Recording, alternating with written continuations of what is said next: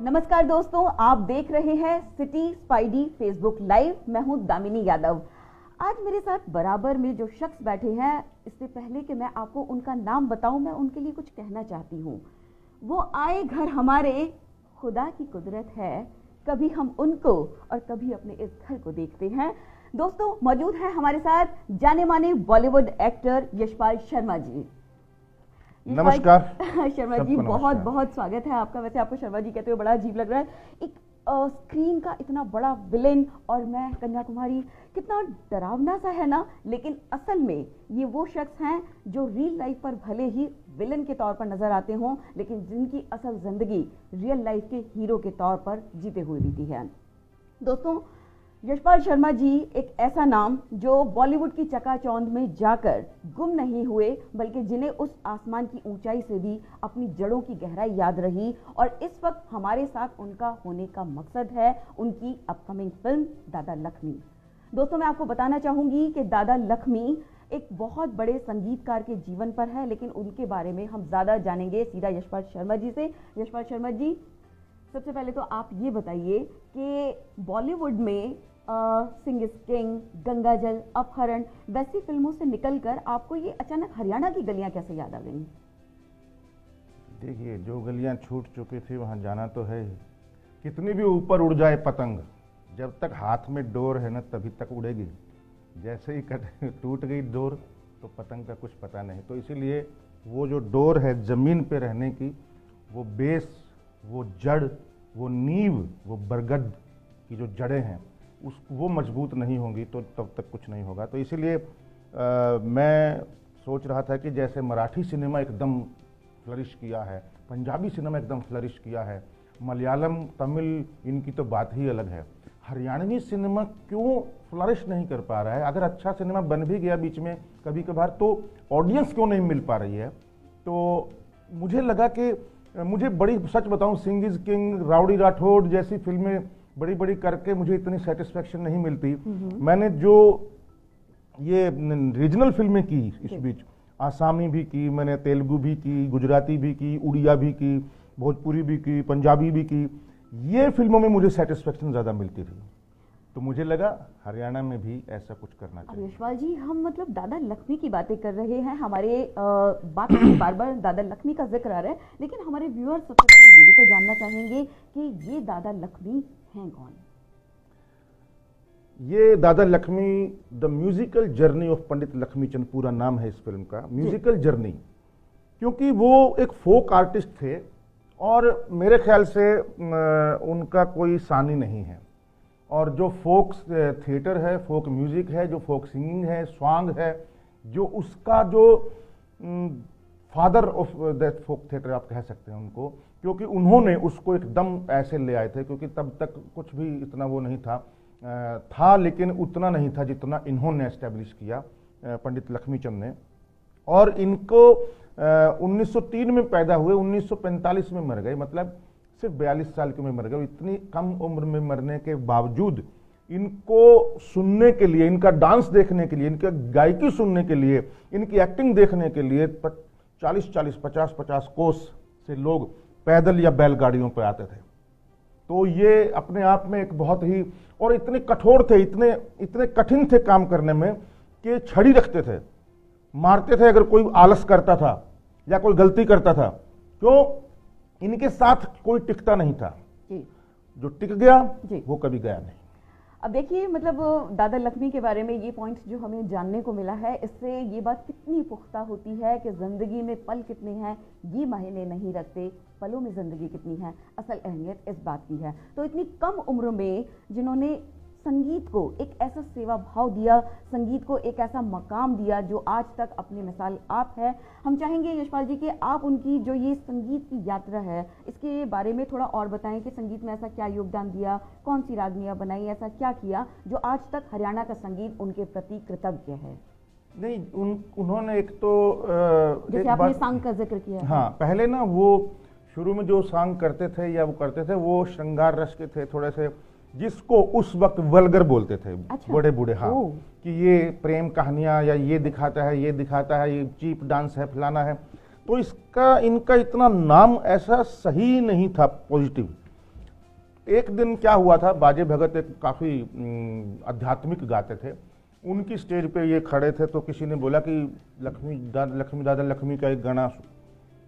तो ये स्टेज पे चढ़े तो बाजे भगत ने बोला, ओ भाई सुन, अगर कोई वेद शास्त्र की बात हो, कोई गीता रामायण की बात हो, अगर कोई पुराण की बात हो, अगर कोई महाभारत रामायण कुरान या बाइबल की बात हो, तो मेरे मंच से बोलियो, नहीं तो चुपचाप जैसा आया वैसे चला जा। क्या बात। वो इसको यहाँ लगी और चुपचाप उतरे और उनको मुंह पे बोल के गए कि आज के बाद सौगंध खाऊं, मैं कभी स्टेज पे नहीं चढ़ूंगा जब तक ये सारी चीजें अपनी खोपड़ी में घुसा नहीं लूंगा। और उन्होंने, पढ़े लिखे नहीं थे तो पढ़ नहीं सकते थे, इन्होंने 2 ज्ञानियों को बुलाया, उनको हायर किया, 2 साल उनके साथ उनसे उन्होंने पढ़ के सुनाया।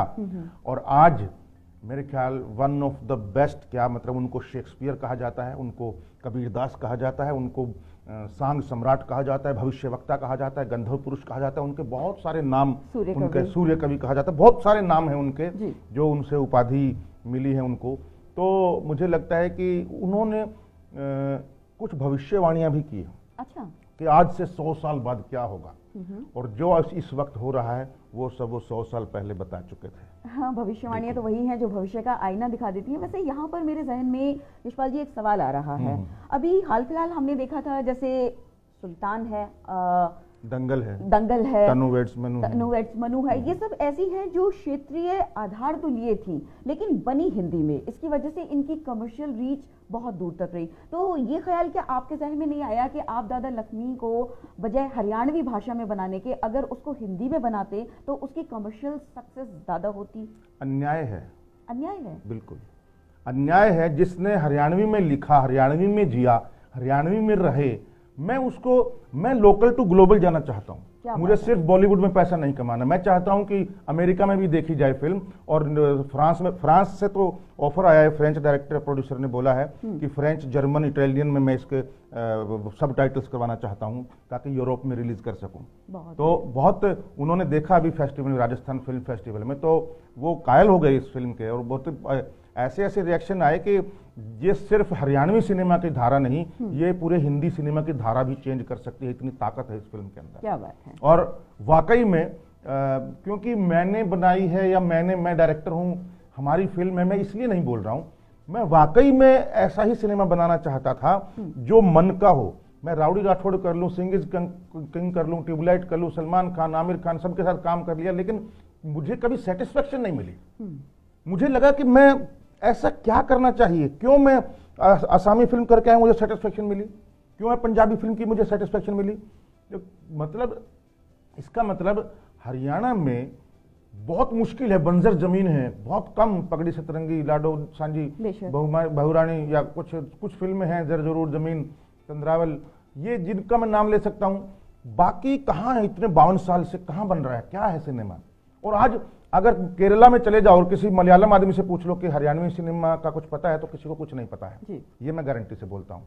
तो ऐसी क्या चीज है, एक पगड़ी फिल्म थी जो पूरी दुनिया में घूमी 30 देशों में, उसके अलावा तो मेरा ये एक इच्छा थी कि दुनिया जाने कि हाँ कोई हरियाणवी फिल्म नामक कोई चीज है, बस। तो ये था अपनी विरासत को अपना योगदान देना। लेकिन यहाँ पर एक और बात आती है, जब हमें एक म्यूजिकल लीजेंड को सामने ला रहे हैं तो उसके संगीत के साथ साथ उसके संगीत के प्रस्तुतिकरण पर भी उतना ही ध्यान देना, उतनी ही स्ट्रॉन्ग टीम लेकर आना, ये अपने आप में बहुत बड़ा चैलेंज है। और जहाँ तक सॉन्ग की बात है, जहाँ तक हरियाणवी रागनियों की बात है, बॉलीवुड गाने को हर इवेंट में गा लेना, हर शो पर गा लेना बहुत आसान होता है, लेकिन ये जो शुद्ध राग पर आधारित चीज़ें होती हैं, जो शुद्ध चीज़ें होती हैं, ये खरे सोने जैसी हैं, इनके साथ इंसाफ करना भी आसान नहीं होता। ऐसे में आपने अपनी ये जो म्यूजिकल टीम बनाई, जो आपके सिंगर रहे, जो आपके म्यूजिक कंपोजर रहे, जो मतलब ये तमाम टीम थी, ये आपने कैसे बिल्ड की, इसके बारे में बताइए। देखिए, सबसे पहला चुनाव होना था कि म्यूजिक डायरेक्टर कौन हो। तो मेरे दिमाग में पूरा आंख बंद करके मैंने देखा, मैंने एक नाटक किया था कर्मा वाली M.K. रैना के साथ दिल्ली में रेपेट्री में, तो उसका म्यूजिक किया था, बुल्ले शाह की शायरी थी, उसमें वो लेखिका थी जी। और वो सारे गाने कमल तिवारी जी ने गाए थे और उनका म्यूजिक किया था। और मैं इतना प्रभावित हुआ था उस म्यूजिक से, क्योंकि कमल तिवारी हरियाणा एकेडमी के अध्यक्ष रह चुके हैं और उन्होंने हरियाणवी में बहुत काम किया था, तो मुझे लगा Kamal Tiwari is the best choice. लेकिन कमल तिवारी जी को मैंने पूरी स्टोरी सुनाई और पूरा म्यूजिक बताया कि कैसा कैसा होगा, तो उन्होंने बोला कि यार ये ना इतना बड़ा है कि मैं इतना टाइम दे नहीं पाऊंगा, क्योंकि वो व्यास में ना किसी वो थोड़ा योग और अध्यात्मवाद की तरफ ज़्यादा चले गए, तो उन्होंने बोला मैं इतना नहीं कर पाऊंगा इतना टाइम यार, और ये बहुत अच्छा सब्जेक्ट है, तू कर अच्छे से। तो मैंने दूसरा ध्यान में नाम आया, राजू मान जी ने भी बोला, रामपाल बल्हारा जी ने भी बोला, उत्तम सिंह जी का, और रविंद्र राजावत जी ने भी बोला। तो उत्तम सिंह जी ने चंद्रावल का और सबसे आज तक का जो हिट म्यूजिक है हरियाणा में, सबसे ऊपर, अगर म्यूजिक की वजह से ही फिल्म मतलब बहुत पैसा कमा गई और सुपर डुपर हिट रही, वो थी चंद्रावल, और उत्तम सिंह जी ने उनका उसको अरेंज किया था म्यूजिक को। जेपी कौशिक म्यूजिक डायरेक्टर थे जो आजकल नहीं रहे। तो उत्तम सिंह जी, क्योंकि गदर, दिल तो पागल है जैसे, और पता नहीं पिंजर कितनी फिल्में की हैं उन्होंने, हिट गाने दिए हैं, और हरियाणा से भी उनका ताल्लुक रहा है। तो उत्तम सिंह जी से बातचीत हुई, मुझे लगा उत्तम सिंह जी करेंगे नहीं। अब कहाँ यशराज की फिल्म दिल तो पागल है, कहाँ शाहरुख खान, कहाँ सन्नी देओल। तो मैंने बोला, सुरेंद्र राजावत और रविंद्र राजावत के भाई हैं जो रविंद्र राजावत के प्रोड्यूसर के, मैंने बोला मेरी एक मीटिंग करवा दो बस। ठीक है चलो। मैं गया उनके घर पे और मैं घुटनों पे बैठ करके स्टोरी सुनाने बैठा। स्क्रिप्ट नहीं थी मेरे पास, मैंने कहा नहीं ऐसे दिमाग में है सब कुछ मेरे, और मैंने तकरीबन 3 घंटे उनको स्क्रिप्ट सुनाई। 3 घंटे, और बीच बीच में जब भी गाना आता था तो वो गाने का मेरे पास वो था सैंपल कि ये गाना होगा ऐसा, और वो सुनते गए सुनते गए सुनते गए, उनको लगा कि ये चैलेंज है और ये कुछ अलग है, और उन्होंने हाँ कर दी। क्या बात है। तो मुझे लगा कि उससे फिर हमने 70 डेज यहाँ दिल्ली में अनहद स्टूडियो में म्यूजिक को तैयार कर किया, साथ में मिल करके 70 दिन सुबह से शाम तक गाने कौन से करने हैं। कई गाने कैंसिल किए, फिर दोबारा किए, मुझे पसंद नहीं आया, मैंने कहा सर इसको प्लीज दोबारा करते हैं, दोबारा किया हमने, और इस तरीके से 70 दिन यहाँ, 37 दिन बॉम्बे में स्टूडियो में। जी। वहां पर उसका जो भी वो करते हैं प्रोग्रामिंग और उसके सुर वुर ठीक करते हैं, तकरीबन वहां लगे। फिर उसके बाद तकरीबन 29 दिन या 30 दिन बीजीएम बैकग्राउंड म्यूजिक में लगा, और उसके बाद 17 दिन उस बैकग्राउंड म्यूजिक दोबारा बैकग्राउंड करने लगा, क्योंकि कई जगह मैं साइलेंस बहुत चाहता था, तो मैंने जहां जहां कई जगह मुझे साइलेंस चाहिए था, मैंने वो म्यूजिक हटा दिया, क्योंकि खामोशी की भी अपनी जुबान होती है। बिल्कुल होती है, जब धड़कन की जुबान है, जब पैदा होते हैं तभी से, संगीत कहाँ नहीं है। क्या इसीलिए और खामोशी में दिन का मतलब तभी समझ में आता है जब रात होती है। तो साइलेंस का मीनिंग भी तभी समझ में आएगा जब वो होगा, और उसका मीनिंग भी तभी समझ में आएगा जब साइलेंस होगा म्यूजिक का। तो इसीलिए ऐसा किया। अब यहाँ पर हमें ये भी पता चला है कि जो कमर्शियल सिंगर्स हैं, उनके अलावा इसमें कई जाने माने कलाकार या एक्टर ऐसे हैं, उनकी भी आवाज़ का इस्तेमाल किया गया है, जैसे रघुवीर यादव जी। जी, मैं सारे सिंगरों के भी मैंने ऑडिशन लिए थे, सिर्फ एक्टरों के नहीं। अच्छा। सिंगरों के ऑडिशन लिए थे स्पेशल, पहले मैंने म्यूजिक करने से पहले, और उसमें से ये सिंगर मैंने सेलेक्ट किए हैं। और इसमें एक आवाज मुझे ऐसी चाहिए थी, बल्कि 2 आवाजें जो थोड़ी सूफियाना हो। अच्छा। तो सूफियाना के लिए मुझे कोई भी आवाज फिट नहीं बैठी, तो रघुवीर यादव जी से मैंने रिक्वेस्ट की थी कि एक गाना आपको गाना पड़ेगा, उन्होंने गाया। और फिर एक गाना और चाहिए था जो थीम म्यूजिक था, जो मेरा 1-2 ही लाइन थी, लेकिन वो पूरी फिल्म में बीच बीच में आती रहती हैं।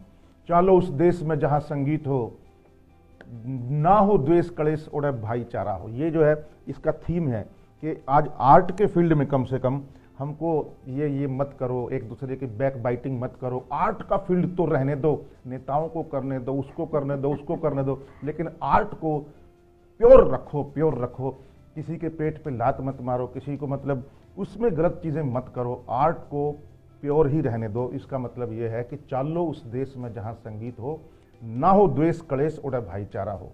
तो इसमें 2 सिंगर मैंने यूज किए। एक गाना था वो एक ही था, लेकिन उसमें जावेद अली जो बहुत रॉक स्टार और काफी फिल्मों में गाया, बहुत हिंदी बॉलीवुड के काफी फेमस हैं, उनकी आवाज है। और एक दिल्ली के एहसान अली है उनका नाम, वो सारंगी बजाते हैं कमाल की। तो मेरी फिल्म में सारंगी भी उन्होंने बजाई है और वो आवाज भी उन्होंने दी है। क्या बात है। तो दादा लक्ष्मी का बाकी सारे हरियाणा से। बेशक दादा लक्ष्मी का योगदान इस तरह से भी याद रखा जाएगा कि एक बेहतरीन एक्टर रघुवीर यादव, जिनको हम सिर्फ अभी तक एक्टिंग करते हुए देखते रहे थे, उनकी गायकी का भी एक हुनर सामने आता हुआ नजर आएगा। यशपाल जी, इतनी डेडिकेटेड टीम, सालों की मेहनत, उसमें इतना इन्वेस्टमेंट, जो कि आपने पूरी तरह से, जैसे कहते हैं कि फकीरा ने घर फूंक तमाशा देखा है, इतना इन्वेस्टमेंट। एक घर बेचा है बस। हम चाहेंगे कि इस एक घर की कीमत आपकी बंगलों से मतलब वसूल हो। नहीं, मेरे पास 3 घर थे, एक बेचा है। तो मैंने जितने चादर थे उतने पैर फैलाए हैं। मैंने कई प्रोड्यूसरों की तरह ऐसा नहीं किया है कि लुटा दो, नहीं जी, जेन्युइनली काम किया। और मैं रविंद्र राजावत जी का सैल्यूट करता हूं, क्योंकि उन्होंने ही प्रोड्यूस की है फिल्म शुरू में, बाद में तो कुछ पैसा मैंने फिर लगाया है। यशपाल जी, लोग टूट जाते हैं एक घर बनाने में, तुम तरस नहीं खाते एक घर को बेचाने में। बशीर बद्र साहब, माफ कीजिएगा। क्या बात है। लेकिन यहाँ पर अगर ये फिल्म आपने जैसा अभी बताया कि सिर्फ फिल्म फेस्टिवल्स तक जा रही है और इसे आपने राष्ट्रीय पुरस्कार की कैटेगरी के लिए भी भेजा है, बहुत सारा इसमें आपका स्ट्रगल जुड़ रहा है, तो आपको नहीं लगता कि मतलब इसको कमर्शियल लेवल पे और ज़्यादा आगे ले जाने के लिए किसी और चीज़ की ज़रूरत है? कहीं कुछ आप महसूस कर रहे हैं कि और होना चाहिए, वो और क्या है? वो और ये है कि 2 महीना मैं सारी दुनिया से छुट्टी लेकर के प्रचार करूंगा, हरियाणा के गांव-गांव जाकर, राजस्थान, यूपी और आसपास जहां इनका नाम है, और प्रचार करूंगा। और एक 72 सीटर एक ट्रक है, सिनेमा ऑन व्हील, वो अंदर एसी है, बाथरूम है, 72 सीटें हैं, पर्दा है, डिजिटल साउंड है, और कमाल का सिनेमा, वो चलता फिरता सिनेमा है। क्या बात है। तो मैं उसको इंट्रोड्यूस करूंगा, अगर कुछ और नहीं हो पाया तो मैं गांव-गांव जाऊंगा और शो रखूंगा। पहले दिन जाके अनाउंसमेंट होगी कि कल यहाँ फिल्म होगी, पर्चे बांटे जाएंगे, अगले दिन वहाँ आएगी, जिसको टिकट खरीद के आना है आके देखे। फ्री में नहीं दिखाऊंगा। फ्री में आप कल देख सकते हैं, कल हंसराज कॉलेज में 3 बजे है। ये है फेस्टिवल चल रहा है KIFFA, Kashi Indian International film festival awards, KIFFA है ये। आज का लास्ट डे है, मेरी फिल्म क्लोजिंग है, उसके बाद अवार्ड फंक्शन। इस बातचीत को मैं मतलब अपने पड़ाव तक लाते हुए एक चीज़ ज़रूर जानना चाहूँगी। दादा लक्ष्मी की क्रिएशन के दौरान आपके कई अनुभव रहे, और जहाँ तक हमें याद पड़ता है आपको दादा लक्ष्मी अवार्ड भी मिलने वाला था, तो उससे जुड़ा कोई अगर वाकया आप हमारे दर्शकों के साथ शेयर करना चाहें तो हमें बहुत खुशी होगी। नहीं, ठीक है, वो हम चाहेंगे कि आप वो शेयर करें। नहीं, ऐसा नहीं है। वो एक दादा लक्ष्मी के सारे शिष्य मर चुके थे, सिर्फ एक शिष्य बचे थे। जब दादा लक्ष्मी मरे थे तब वो बच्चे थे। तो ज़हूर मीर, तो नरेला है यहाँ दिल्ली के पास, वहाँ रहते थे। और मुझे दादा लक्ष्मी अवार्ड मिल रहा था। मनीष जोशी, एक जो बहुत बड़ा इवेंट होता है साल का, तो मुख्यमंत्री जी आना था और उनको अवार्ड देना था, पंडित लक्ष्मीचंद अवार्ड मुझे दिया गया। तो मैंने उसको बोला कि यार मुझे मत दो, क्योंकि मैं अभी इस काबिल नहीं समझता हूँ अपने आप को। और मुझे ज़हूर मीर का याद था, क्योंकि मैं जानता था, तो उनका मैंने बोला कि वो दादा लक्ष्मी के साथ काम कर चुके हैं और अभी सिर्फ वही बचे हैं, उनको दे दो अवार्ड। वो उनकी आधी याददाश्त फीकी थी, वो बड़े बूढ़े हो चुके थे। तो एक गाड़ी उन्होंने भेजी, वहाँ उनको पिकअप किया, वहाँ फंक्शन वाले दिन ले गए, मुख्यमंत्री ने उनका स्वागत किया, पगड़ी पहनाई, शॉल दी, अवार्ड दिया। और वो दिन मेरे ख्याल उनकी ज़िंदगी का सबसे बढ़िया दिन था, और उसके कुछ महीनों बाद उनकी डेथ हो गई। तो मुझे जो सुकून मिलना था वो ज़्यादा मिला, बल्कि अवार्ड मिलने से, सच बताऊं तो, उनको देख करके। यहाँ पर हम जो इस सन्नाटे को महसूस कर पा रहे हैं, ये वो सन्नाटा है जो हमें अपने आप अपने अंदर महसूस करना चाहिए, जब हम अपने आप से ये सवाल कर सकें कि इस देश में कितने ऐसे कलाकार हैं अलग अलग जगहों पर जो आज भी अपने सही हक से वंचित हैं। लेकिन सारी जिम्मेदारी उन्हीं लोगों की नहीं बनती है जो कलाओं को आगे लेकर आते हैं, जो कलाकार हैं, जो समर्पित हैं। अक्सर हमें ये शिकायत रहती है कि अच्छा सिनेमा नहीं बनता है, लोग डेडिकेटेड नहीं होते हैं। लोग डेडिकेटेड भी होते हैं, अच्छा सिनेमा भी बनता है, लेकिन एक दर्शक होने के नाते वहाँ जिम्मेदारी हमारी बनती है। ज्ञान हमारे पाले में आ जाती है कि हम जाएं, बाकायदा सिनेमा घरों तक जाएं, टिकट लेकर उस फिल्म को देखें और अच्छी फिल्म को मरने ना दें, उसे जिंदा रखने में अपना योगदान दें। यशपाल जी, चलते चलते बस मेरा आखिरी सवाल आपसे कि इस फिल्म की जो अदर स्टार कास्ट है, काफ़ी नाम इससे जुड़े हैं, राजेंद्र गुप्ता जी हैं, रघुवीर यादव जी हैं, शायद मेघना जी भी हैं, तो मैं चाहूँगी कि आप थोड़ा उनके बारे में भी कुछ बताएं कि और हमें कौन कौन देखने को मिलेंगे दादा लक्ष्मी में। नहीं, रघुवीर यादव जी ने एक्टिंग नहीं की है जी। इसमें, सिंगिंग किया है, एक गाना गाया है। हम्म। और स्टार कोई नहीं है। राजेंद्र गुप्ता और मेघना स्टार है, मलिक, स्टार है। राजेंद्र गुप्ता और मेघना मलिक भी हरियाणा से हैं जी। और वो उन रोल्स में परफेक्ट बैठते हैं और आप फिल्म देखेंगे तो आप भी दाद देंगे। और मेरे ख्याल मेघना मलिक और राजेंद्र गुप्ता का लाइफ का बेस्ट काम है ये। तो ये है, बाकी सारे लोग हरियाणा से हैं और मैक्सिमम लोग नए हैं, उन्होंने सिनेमा कभी नहीं किया। मैंने कहा नहीं, आग तो है ना, करने की इच्छा है ना और टैलेंट है ना। वो मेरा बेटा है 10 साल का, वो मेरे रोल के लिए पूरी आधी फिल्म उसके ऊपर है, 55% फिल्म। अगर मैं चाहता तो मैं उसको लेता मेन रोल में और शक्ल वाइज, कलर वाइज हर चीज़ मैच करती थी, लेकिन मैंने कहा वो हरियाणा से नहीं है और वो हरियाणवी नहीं जानता, तो मैं उसको नहीं दूंगा। मेरे राइटरों ने, मेरे दोस्तों ने बोला कि तेरा बेटा बेस्ट है, तेरा बेटा बेस्ट है, क्यों वो कर रहा है, कोई नहीं मिलेगा। मैंने कहा सर मुझे शक्ल नहीं, मुझे वो चाहिए कि क्या है उसके अंदर। और वाकई में अभी जो बच्चा है वो छोटा सा गरीब सा बच्चा है, रोहतक में रहता है, उसके पिताजी हैंडीकैप्ड हैं, उसको पता भी नहीं था ज़िंदगी में इतना बड़ा मिलेगा, दुनिया अब जाएगा उसकी कला, और उसको मिला है रोल वो, और उसको दिया है मैंने, ऑडिशन से लिया है मैंने, मतलब मैंने और कहीं से नहीं लिया, सिर्फ ऑडिशन में कहा आओ जिसके पास ताकत है, जिसको हिम्मत है, काम करना है। ऐसे बोलते हो मुझे रोल दे दो, मुझे रोल दे दो, मुझे स्टार बना दो, क्या अगर रोल मिल जाए तो आपके लायक आप हो उस काबिल? बेशक। क्या पूरी फिल्म कोई 2-4 करोड़ रुपए लगाएगा आपके ऊपर? हैव यू करेज? अगर नहीं है तो फिर आप मेहनत करो अभी।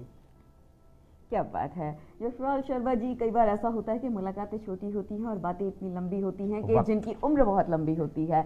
लेकिन दोस्तों, एक अच्छे सिनेमा के साथ यानी दादा लक्ष्मी, एक अच्छा और सच्चा कलाकार यानी यशपाल शर्मा पूरी टीम के साथ सिटी स्पाइडी चैनल के स्टूडियो में मौजूद हैं। अब ये एक दस्तक आपके दरवाजे तक पहुंच गई है, लेकिन इस तरह की जानकारियां आप तक पहुंचती रहें, इसके लिए आपको हमारे चैनल को लाइक, शेयर, कमेंट, सब्सक्राइब तो करना ही पड़ेगा, जो बेसिक्स है, और अब आप जानते भी हैं इन चीज़ों को। तो जस्टिफाई कीजिए हमारी मेहनत को, जस्टिफाई कीजिए यशपाल शर्मा जी की मेहनत को, और जुड़े रहिए। एक बात और कहनी थी बस लास्ट, इरशाद इरशाद इरशाद। City spidey. Bye guys.